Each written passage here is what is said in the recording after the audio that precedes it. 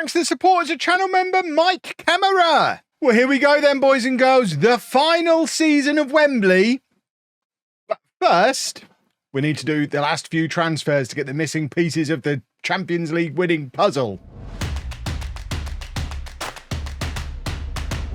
Hello and welcome to part 146 of Wembley to Wembley. I'm Kevin. Coming up on today's episode, it is our season review and transfer special at the end of a season where we won 2 trophies, the FA Cup and the Carabao Cup. Next year, we want 2 different trophies. We want the Premier League and the Champions League. And that's the team we need to put together today. And we're not going to have a lot of money to do it. But first, the season review. Signing of the season has gone to... nobody? Oh, there you go.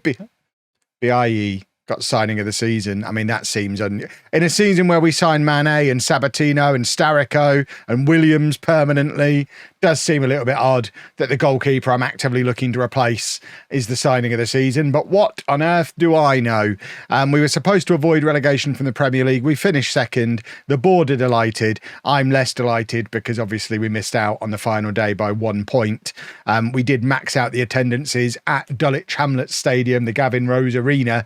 But we leave there now. We move into Wembley Stadium. Not that one. This summer, this is our matches and whatnot and money stuff. We didn't have as deep a run in the Champions League this year, so a lot of the money stuff is down. It shows what an impact Champions League will have. I'm very consciously trying not to do a Leeds, but if we do ever fail to qualify for the Champions League, it will be disaster for this club, or maybe less so. Now we're moving in to our new stadium. And as you can see, sponsorships took a big leap forward as well. So we are slowly but surely turning into a Premier League standard club, 4-star reputation. Starrico sells more shirts than anybody. Huzzah, huzzah. This was our team of the year. BIE in goal, a back four of Ngesa and Agume. Oh, remember Agume? That's how far we've moved on. He's made it into the team of the year. Mane and Diaz, Christodoulou and Sabatino in midfield, Renault, Ansong and Williams, then behind Belkacemi up front. Player of the year was Mane. Young player of the year, Sabatino, only 22, and he runs the match for us. That's a very good sign. Top scorers, Belkacemi with 24 goals. Most assists, Williams with 19. And highest average rating, most man of the matches, all goes to Mane. What a hero he is. And we broke our transfer records for both transfer fee paid and received, both for centre-backs.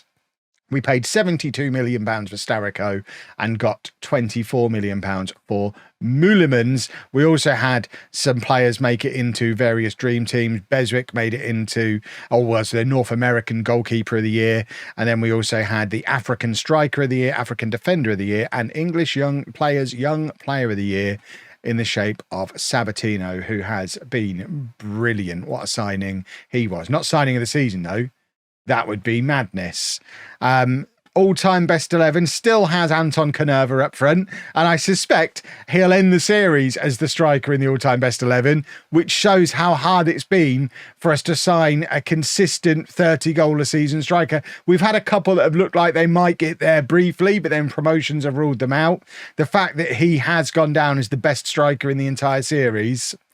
baffling. Tom Best, of course, still in there as well. There's a lot of names from the past still in here. Fanamo's now made it in. Christodoulou's made it in. Ansong's made it in. But will we get a striker breakthrough? I mean, it could only be Belkacemi. If he has a 30-goal season next year, maybe he goes into the all-time best 11 ahead of Canerva. I can't imagine anyone we sign this summer or ever or anyone like that. I don't think anyone else has the chance to break it in at this point. So the board want me to finish in the top half of the Premier League and qualify for the Champions League. That's not enough for us. We want to win them both. And we'll tell the players we're going to finish in the top half because we don't want to stress them out. We've qualified for the Champions League. This is our 3rd year in a row, but let's not stress them out. And if we have a look at our training camp destination, we're off to China. Lovely, lovely, lovely. I'm allowed some more staff. Lovely, lovely, lovely.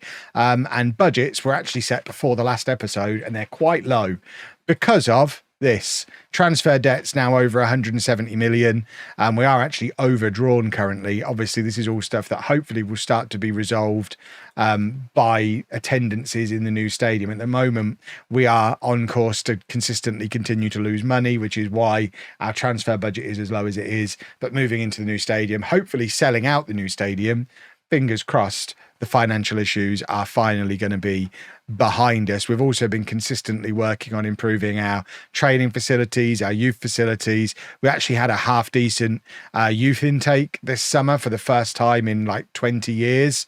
We've got a 5-star potential young player coming through, which is very, very exciting. Obviously, we won't get to see him play in person, but we'll see him in a 5 years in the future video, hopefully with Tom Best as manager. And of course, getting back to budgets, we still will have the opportunity to spend if we sell first. Like if we were to sell Belkacemi to Al Nassr, I would expect 40 or 50 million pounds to come in. We have 100% retained transfer revenue. There's definitely room to do some business this summer, but it doesn't need to be a huge amount. If we look at the squad, I'm very happy with the defence now. I don't think we need any changes to the defence. Maybe a backup left back. We tried to get one in January, and we'll try again now. So maybe a backup left back. But goalkeepers, I think we need a first choice keeper, then get rid of at least one of those as the backups. Midfield, I think we're fine. Attacking midfield, I think we're very fine. And maybe if we could find a superstar striker, although I suspect it will be Evra. I still think he's got everything you would want from a striker. He just needs to learn to speak English. He's got basic English now. His goal scoring record's incredible. He's quick. He's a good finisher. He's, he is a complete striker. He should be a 25, 30 goal a season striker. Hopefully he becomes that over the course of the summer and going into next season. So priority number 1, goalkeeper.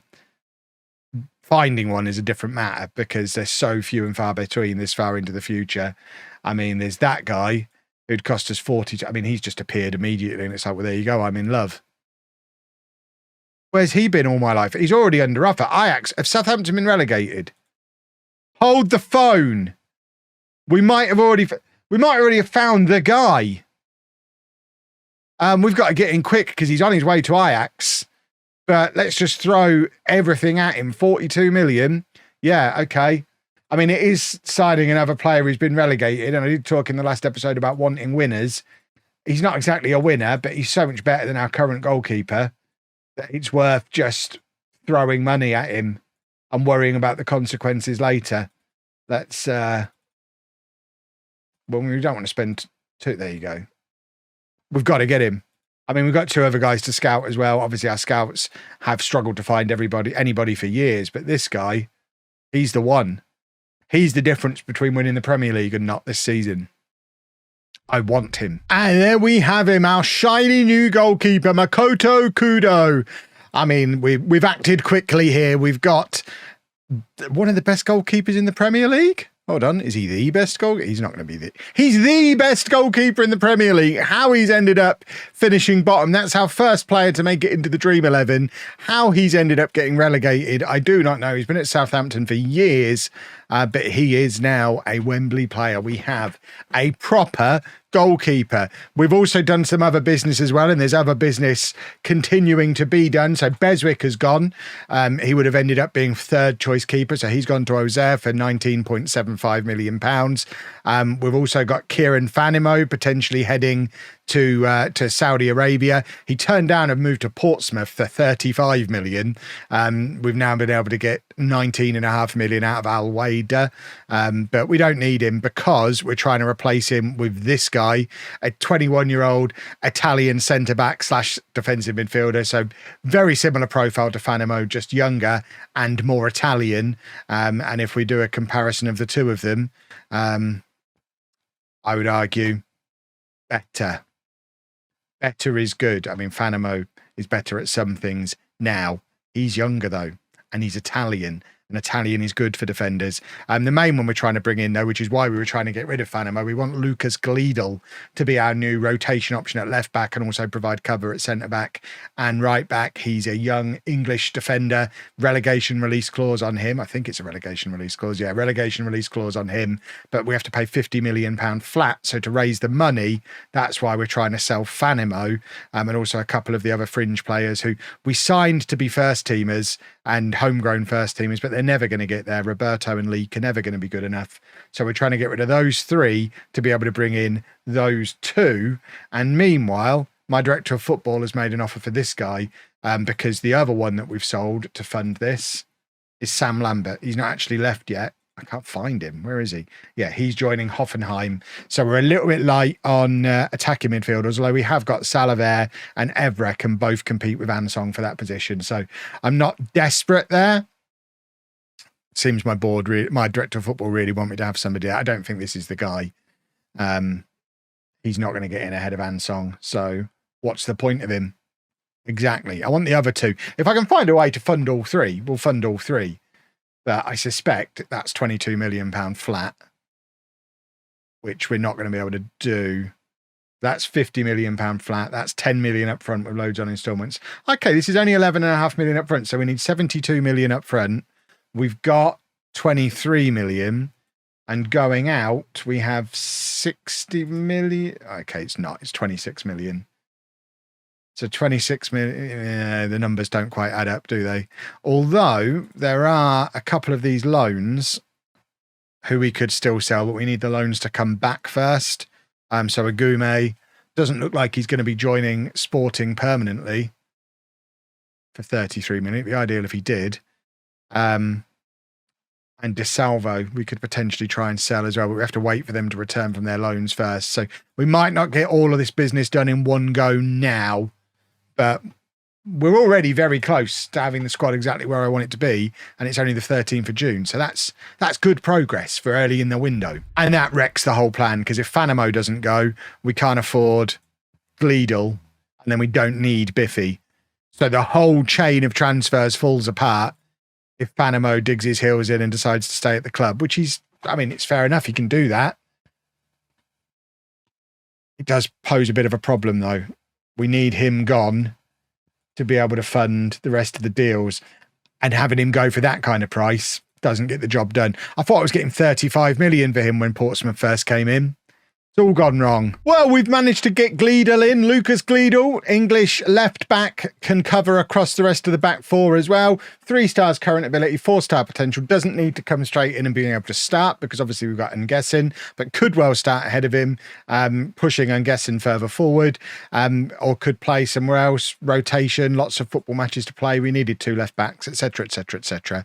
You know how these things work, boys and girls. And Nguessin might have to play further forward, because in order to pay for it, we had to sell Van Wyck. So Van Wyck has gone to Wolves for £33 million, which means we now have a gap on the left wing. We've got decent depth here now, but we do need another player to play over here on the left-hand side. We've got 2 options that we're looking at. This one my director of football has found. He's not great, but does have the flexibility to also cover attacking midfield, which is a position we need to strengthen. I found this guy, but he's £84 million. We'd need 20 million up front. We don't have it. So we're back in the same kind of pickle that we were in before. We're cancelling Biffy. We don't need Biffy because we haven't got rid of Fanimo.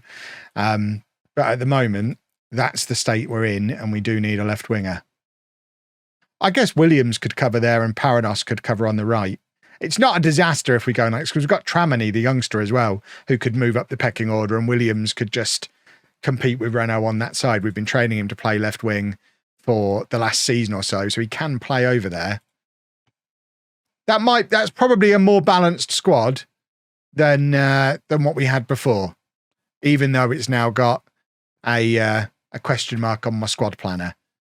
We have got a little bit more money to spend, and also we still have potentially the sale of Agume once he returns very, very soon. So all is not over just yet. I somehow missed this coming through the inbox as well. I've just gone back to search for it. It happened a couple of days ago, but there is your confirmation that we have now completed our move to Wembley Stadium. Not that one.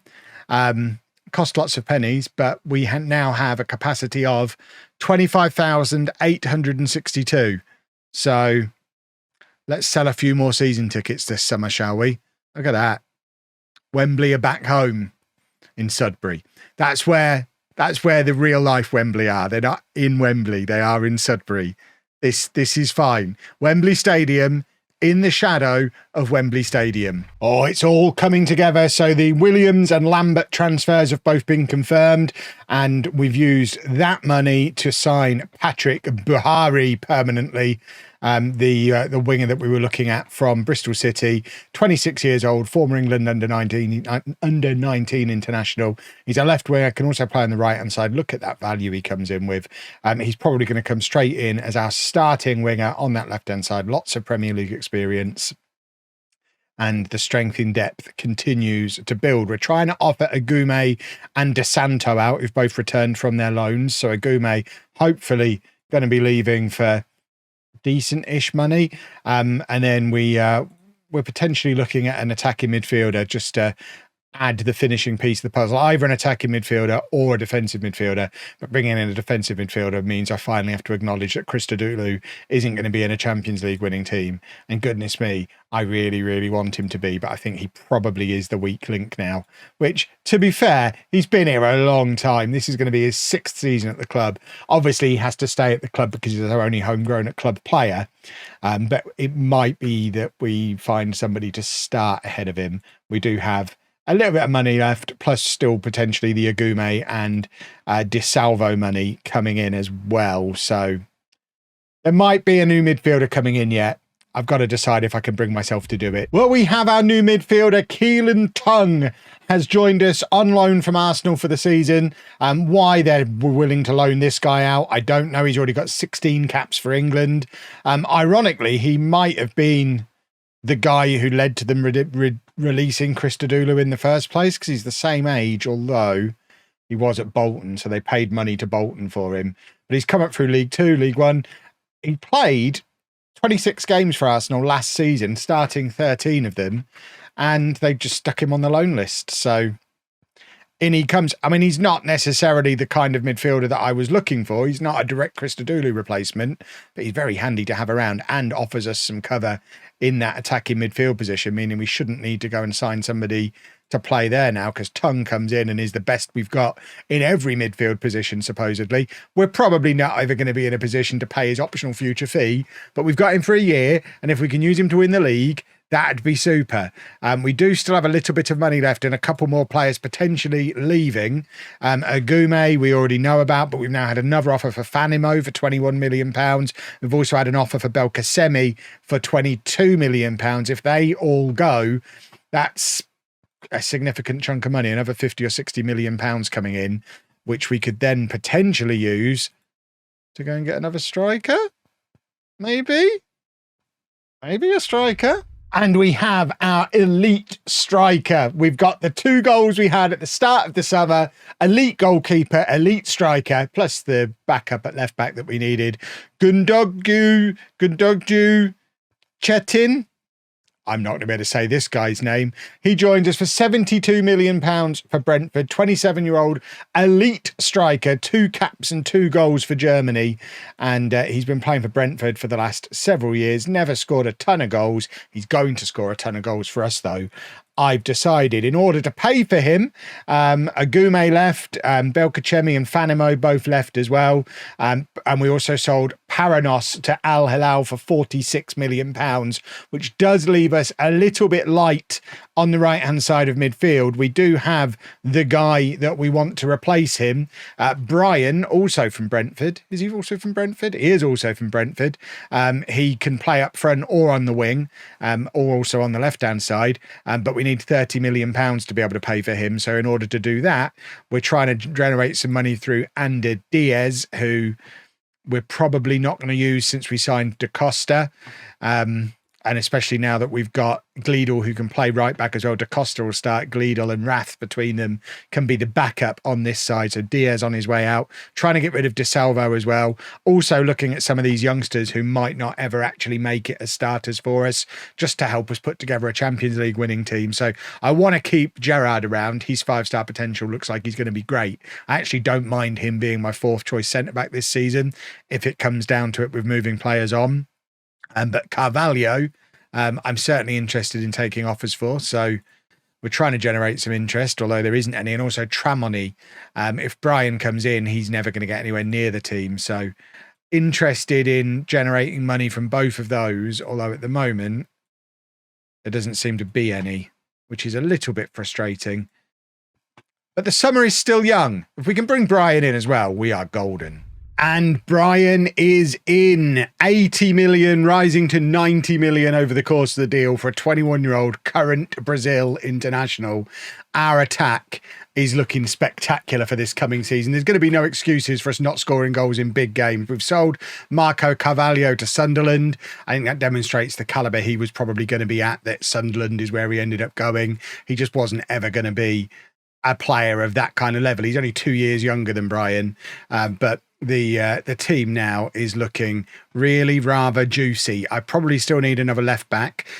We have this guy hopefully coming in on loan from Manchester City, Kelvin Burrows, who, yes, he's a right back, but he's also English, homegrown in nation, and we can train him to play left back. And even if we can't train him to play left back, we're already training Da Costa to play left back. We've got Nguesen and Gleedle. How many left backs do we need? Answer: not loads of left backs. It's the Community Shield.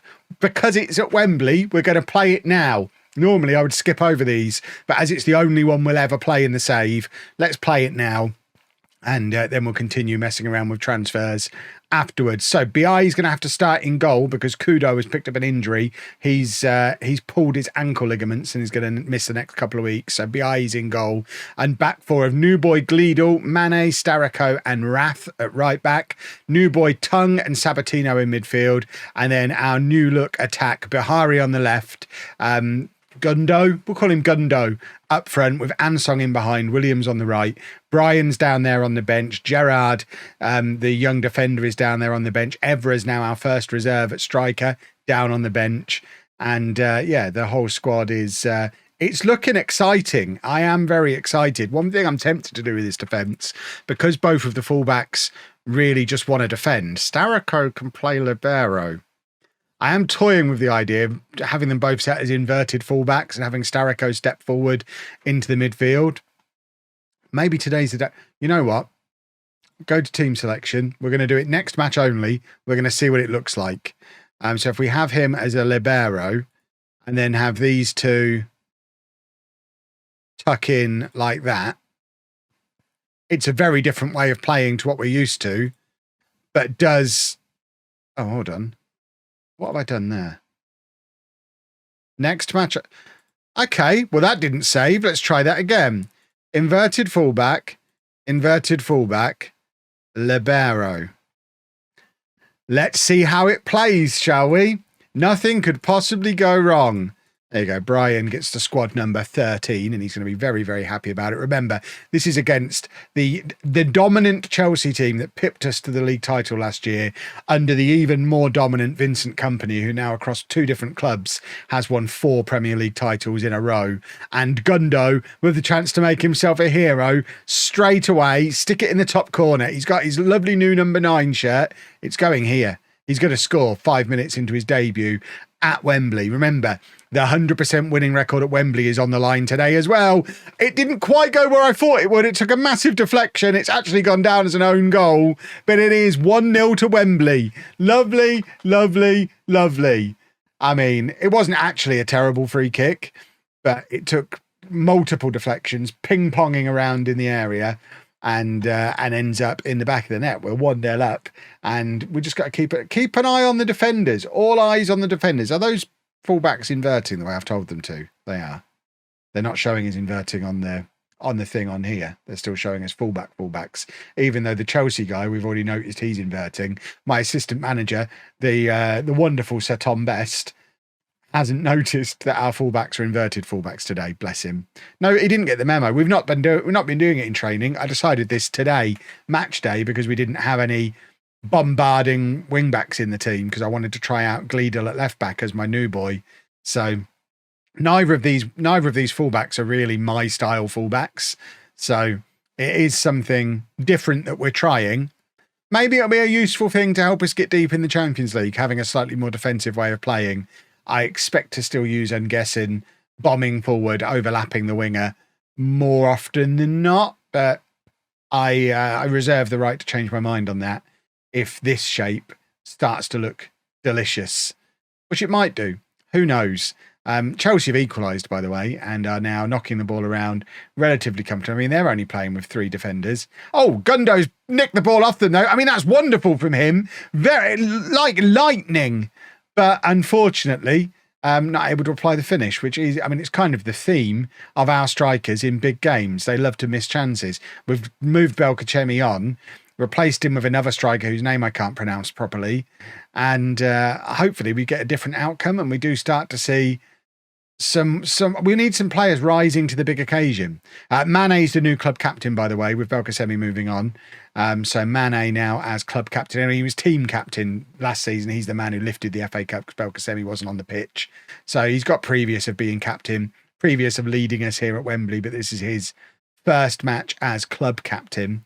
And yeah, fingers crossed we can come out with a win. I mean, he has got 3 players playing around him in a different shape to what he's used to the players playing around him playing in.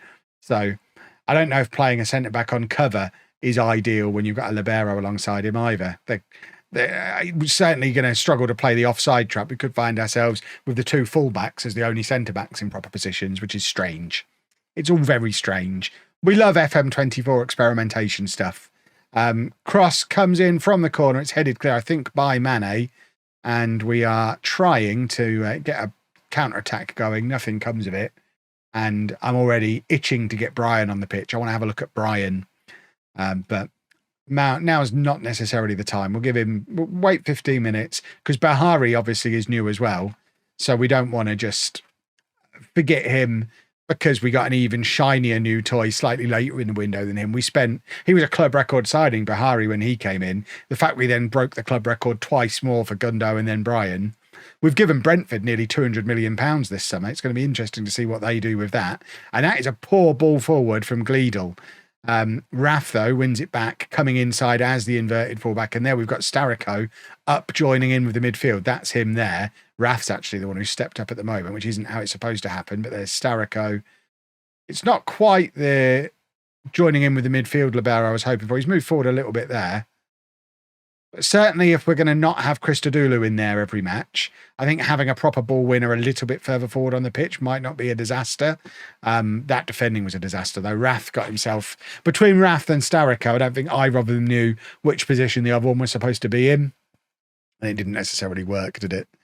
This might be a Community Shield only piece of experimentation, and we're back to doing something a little bit more normal with the wing backs for the next match. Got to bear in mind as well, this is against a very, very good Chelsea side who have just won the Premier League. But if we have genuine aspirations of winning the league this year, we've got to be able to go toe to toe with them in matches like this and actually compete. I think with the money that we've spent, the squad is definitely better than the squad that missed out by a point last year. The question is how much of Chelsea improves by over the summer, because obviously Company's now been there just over a year. They're probably going to get better as well. And are we getting better at a faster rate than they're getting better? And that's a question I don't know the answer to. Right, Gundo's going to come off for Evra. Williams is going to come off for Brian. Have we got anyone else we want to have a look at in this match? Not particularly.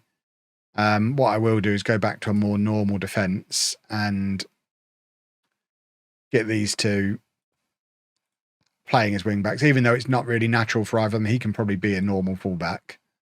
But Gleedle can play as a wing-back and push on a bit. And Starico can go back to being a normal defender. And we get to have a look at Brian, and we get to have a look at Evra. Now Evra can actually speak English. Might actually start improving. That would be nice. Right, what else are we going to do? DeSalvo's on his way out. Let's give Gerrard a debut. Gerrard can come on and play. I think we bring Salaver on for Ansong. And then we leave it another 10 minutes or so, just in case there's injuries. We've got one more substitution we can use.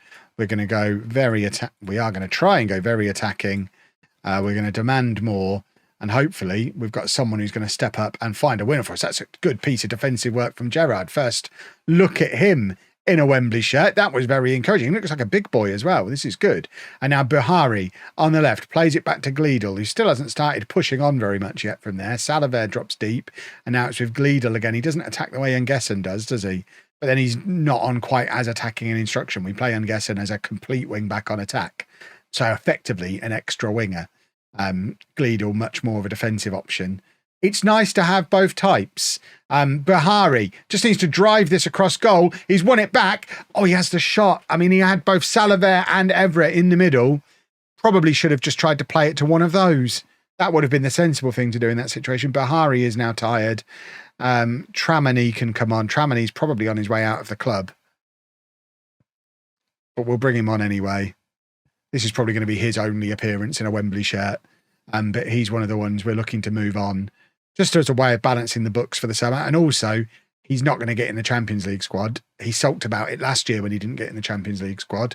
He'll probably sulk about it again. And he won't be in this year because, again, we've still only got one homegrown at club player. We've got a couple more homegrown in nation players now. Although even that might balance out because Fanimo left, who was homegrown in nation. He's been replaced by Gleedle. And then we've got the youngster from Man City about to come in who's homegrown in nation. That's lovely work from Brian. I tell you what, Brian looked like a £90 million Brazilian there. So quick. And Evra there with the finish. That's what I want to be seeing. We're going to stay on attacking because it's the Community Shield and we want to attack. But look at this from Brian. Just goes the wrong way round his defender, turns him inside out, then leaves the other one for dead as well. That's two men he's taken out of the play and then plays it across to Evra, who's there to apply the finish. That was very, very encouraging. More stuff like that from you boys, please. That was excellent. But now Chelsea trying to give the immediate reply and they've hit the crossbar. Obviously, we're going to be a little bit less susceptible to stuff like this when we've got our shiny new goalkeeper in. But for today, it's our not shiny old goalkeeper. But we should have the shiny new one for the first, maybe not the first game of the season, second game of the season, maybe. He certainly should be ready by the time the Champions League comes around. And I think this goes straight to penalties. So we have avoided defeat at Wembley again. Does this count as the unbeaten record continuing? The last two times we played at Wembley now, we've needed penalties to win in the FA Cup semi-final and final. Can we pick up a Community Shield with penalties wrong? Biayi's playing like a man who's had a very expensive replacement come into the club for him. Made an important save at the end of the match. He's now saved the first penalty of the shootout. And Evra, with the opportunity to put us 1-0 up, and does. This is going to be our only opportunity in the entire save to win the Community Shield.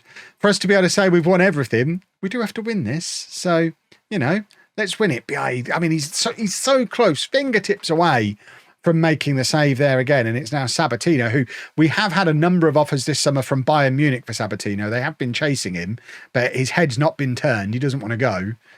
But he has missed a penalty, so maybe we should have sold him. We did. I mean, there's an argument that Tung could have probably played in his role if we'd have really needed the money, and Christodoulou could have stayed as the starter. But yeah, he saved another one. It's going to be one of those shootouts. It's a complete contrast to the shootout we had in the FA Cup final. And it's now new boy Tung on his debut, on loan from Arsenal, and Tung scores 16 England caps. That's the calibre of player we've got there. He's not going to mess around at Wembley. He knows his way around this place from his England duty. And now Biayi, can he save another one? He can't. It's 2-2, but we've got two more penalties. They've only got one. It's new boy Gleedle now, who knows Christodoulou from the England under-21s. And can he score? He can. We just need one more save or one more goal. Either of them work for us and will lead to us winning yet another trophy and maintaining our 100% winning record at Wembley. I like the narrative. It amuses me. Right. Come on, BIE. Prove that you should be the starting goalkeeper forevermore. He has made it. He has single-handedly won us the shootout. All he needed was some proper competition. Maybe he's the man after all. And we have another Wembley trophy lift. Yes, it's only the Community Shield, but it's sending a message. We've beaten Chelsea. After they pipped us to the league title, we've beaten them to the Community Shield. We mean business this year. First of many. We're having all 5 trophies this year, I've decided. And Mane lifting the trophy again. Come on. Up you go, young man. You know what to do. Lift it. He's lifted it. Beautiful, beautiful stuff. Get used to this sight, boys and girls. You're going to see it a lot this season. This final season of Wembley to Wembley. Beautiful. Right, we've got a week until the window closes. There's probably not going to be much more in the way of business. We don't really have much in the way of money, although there is still players potentially leaving to Salvo and Tramini. If they do leave, we might bring in another player. I'm not sure what that other player would be. We might save the money till deadline day. We'll see. Well, we managed to squeeze in one more transfer in each direction. So Tramini has gone to Paris Saint-Germain for £7 million, which suggests he actually might end up quite good. But we've made a slight loss on him. We wanted to generate money. We're a little concerned about that. This. I mean, this is a worry as well. We haven't added any new season ticket holders yet, but hopefully that will come with time.